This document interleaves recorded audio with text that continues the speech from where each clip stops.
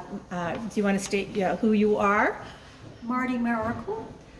And today is March 6, 2022, and you're how old? I'm 88. Okay, and you joined the club how many years ago? Well, about 25 years ago, not positive. That's great, and you participate in a number of activities.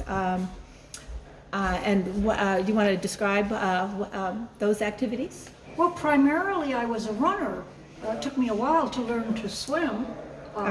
Okay, but you're at the club, you're a runner and a swimmer. Yes. And you are well known in this club for a particular event that you did numerous times. Do you want to tell us about that? That's the Western States 100-mile endurance run that begins in Squaw Valley, and you go up to the snowbanks, and then you run gradually down to...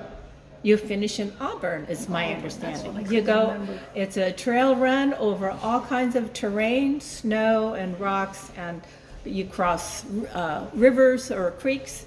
And I understand that you get something special if you do the Yes. run in less than 24 hours. That's correct. It's a silver buckle, which I'm not wearing today, but I have 3 of them. I had 6 starts, 5 finishes, and 3 of them of 3 attempts under 3 successes under 24 hours. That's remarkable. And here at the club, you swim a little bit? Yes, but I think it's remarkable that people swim around Alcatraz or swim out to the Farallones. That, to me, that's remarkable. Anybody can run. It's just on solid ground. You don't need to worry about breathing. Okay, thanks, Marty. Do you want to tell us briefly about how you got started running? How I got started running? Oh, yeah. Oh, gee. I couldn't fit into my ski pants, and I didn't want to spend the money to buy new ski pants. I had gained weight. And where did you start running? Well, Marina Green? around, yeah. Well, yes, I think it was around the Marina Green. And then you started running from the Marina Green up to, Fort Point. and then, Oh, well, eventually over the bridge and on to Marin and to Inverness. yeah, so that was the run you I liked did the most. lose the weight, and running took over hiking or swimming or other things at that point, yeah. Okay, all very interesting. We see your name many times on the plaque in the day room for all of your Western States 100 miles, but you also ran the Dipsy, the Double Dipsy, and a variety of other areas A lot of in the Bay 50-mile Area. runs leading up to that, yes. Yeah. On Point Reyes, it was a wonderful country in Marin. And I mean, you don't have to run on roads. We were so lucky Yeah. to live in a city and yet have all this non-pavement to run on if you don't mind. And that liberated me from running circles around the green. So what possessed you to tackle things like the Western States 100-mile race? Boy, I don't know how to answer that. I don't know if I remember. But you knew other, that is something that you, was quite an accomplishment, was I understand that you were able to run 100 miles in the Western States 100, which starts at Squaw Valley, finishes in Auburn, and you did that in, what were your times? Well, that tells you I did it in under 24 hours. And I think I had 6 starts, 5 finishes, and 3 of them under 20, because I have 3 belt buckles. So you ran 100 miles in less than 24 But hours. you're not running like racing the whole time. Up the hills, you're walking, and your breathing is hard. You maintain your breathing, which means you're running slows or speeds up according to the pitch of the hill that you're on. That's all. And the terrain, and you, what kind of terrain would you Well, it's encounter? a trail. You don't want to run on pavement. That's hard on the joints. And do you? That's in the end of June, isn't it? Is there snow?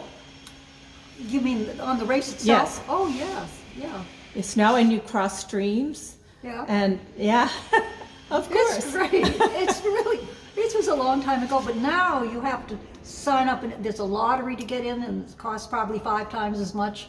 But Yeah. we just signed up, and the first year, we ran it with the horses. If you can imagine running a trail with horses, dust in your face, and having to get off the trail when the horse was ready to pass you, and it would be a narrow trail with poison oak on the side. But anyway. And so you run through daylight and dark and 24 hours. flashlights, and Yeah. everything. I also recall that one time you told me about a technique you used to make sure that when you, they have all these checkpoints on the race, and they weigh you at the beginning of the race and at various points. And if you've lost too much weight, they'll take you out of the race. Right. So how did you, there was something you told me that you would prepare for that checkpoint. Well, I would not drink. I would just, no matter how thirsty I was, I wouldn't drink until after I'd been weighed. Or was it the other way around? No, it was the other way around is what you told me. I would drink a lot of water before I got to where I was going to be weighed. That's right. More than I wanted to, way beyond quenching my thirst, just to make sure I wasn't going to be yanked for being underweight. Yeah. Was there any particular of the races that you ran for the in Western states? Was there a particular year that was notable for you, or does it all kind of run together?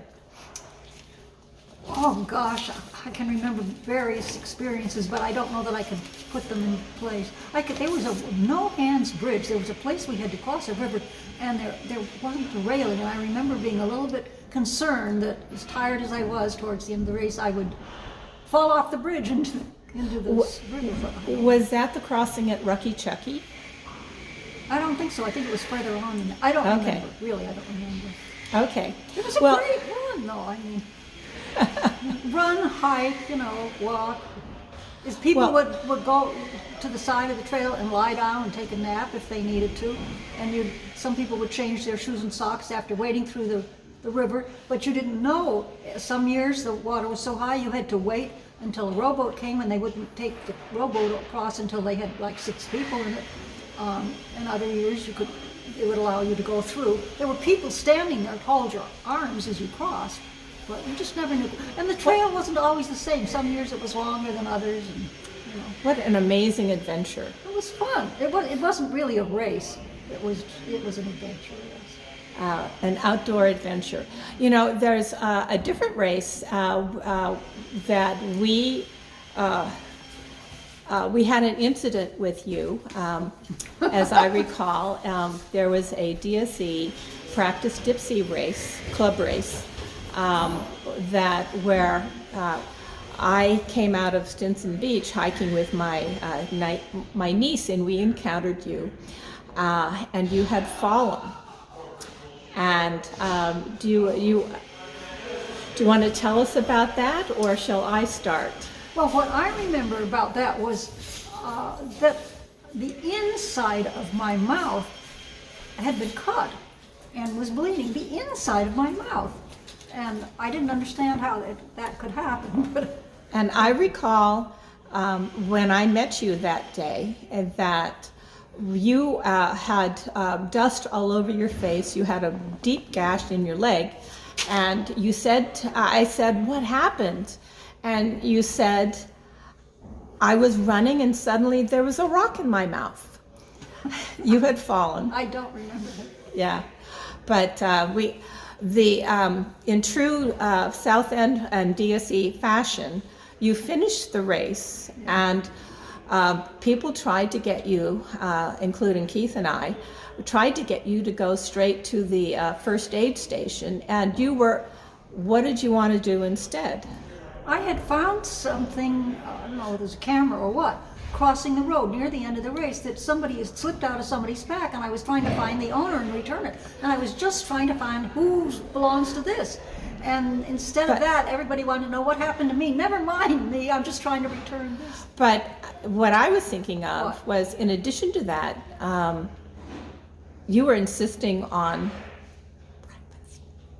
Oh, I don't remember that. Yeah, you were insisting, what Keith and I remember on that day was you were insisting on going to breakfast before getting your wounds attended to. I wasn't hurting. I didn't know that I didn't see a mirror. I didn't know what I looked like. And yes, it was bleeding from the inside of my mouth, but I was hungry. Yes, and you needed stitches, not in your mouth, but on your leg and stuff. And Keith and I ended up taking you to Kaiser Hospital emergency. Against my wishes. Against your will. You wanted breakfast. That's right.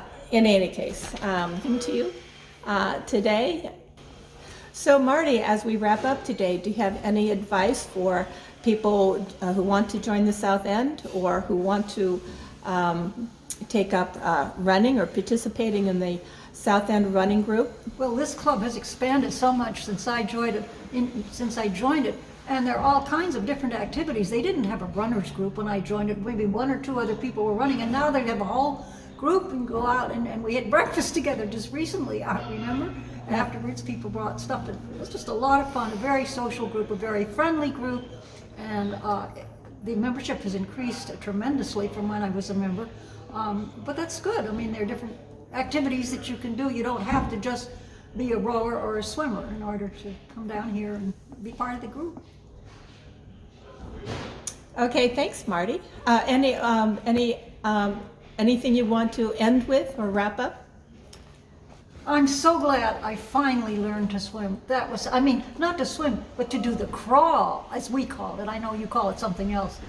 But it took me a long time to be able to breathe with get my face into the water and then out and stay on my, that is really hard to do if all your life you've swum on your back or side stroke. And that was a big accomplishment for me. I'm very glad that I joined. It's been a social club, friendly club, and the older I get, the more times I get friendly greetings from people here, and I just wish everybody the best, and go ahead and support the club in any way you can. Thanks.